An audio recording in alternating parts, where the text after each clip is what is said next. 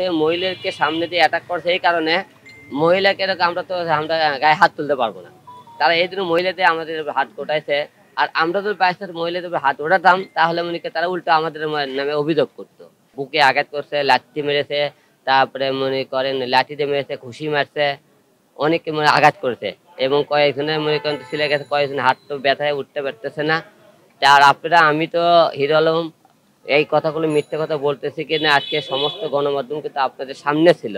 তারা কিন্তু সবাই দেখেছে যে হিরো আলমের উপর তারা হামলা করেছে, আমার লোককে তারা মেরেছে কিনা আপনারা সবাই দেখেছেন। আমরা এর প্রতিবাদে আজকে আমরা কিন্তু থানায় আজকে তাদের বিরুদ্ধে অভিযোগ করলাম। যারা আমাদেরকে মনে করেন হামলা করেছে তাদের নাম আমরা উল্লেখ করে দিয়েছি, তাদের আমরা শাস্তির ব্যবস্থা করতেছে বলেছি এবং তারা আমাদেরকে কেন আমাদের গায়ে হাত দিল, কেন আমাদের এলাকায় ঢুকতে দিল না, এই নিয়ে আমরা অভিযোগ করেছি এখানে।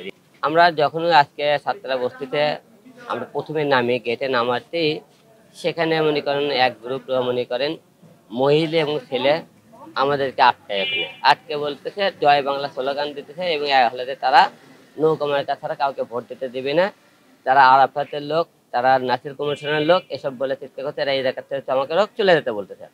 বলছে এখান থেকে আমাদের জীবন থাকতে তোরা এর ভিতরে ঢুকতে পারবি না এবং নৌকা মার্কা ছাড়া কাউ ভোট দেবে, হ্যাঁ কাউর প্রচার করতে দেবো না।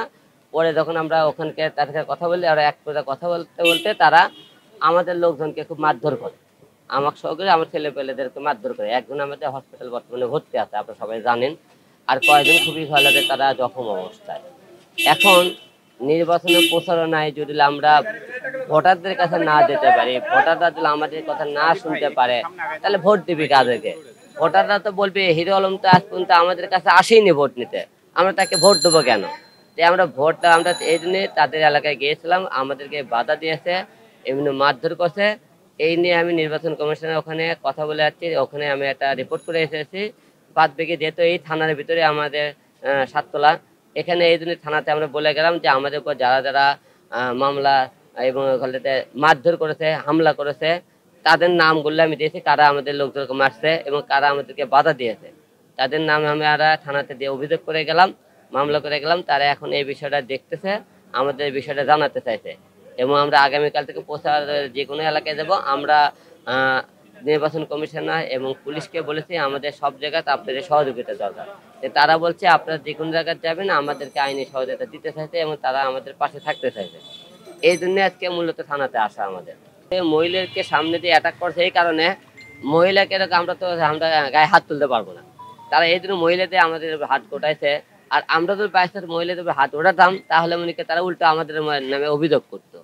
তাই আমরা মহিলারা আমাদের মায়াজাত, আমরা তাদের গায়ে কোনো হাত তুলবো না। তারা আমাদেরকে হাত তুলছে, তারা একদিন এই ভুলটা বুঝতে পারবে যে তারা ভোটের অধিকার সবার জানার অধিকার আছে। তারা কেন আমাদেরকে হাত তুলে মানুষের উস্কানিমূলক কথা শুনে, তারা ভুল করেছে, এরা একদিন বুঝতে পারবে যে কেন হলে আমরা এই কাজটা করেছি।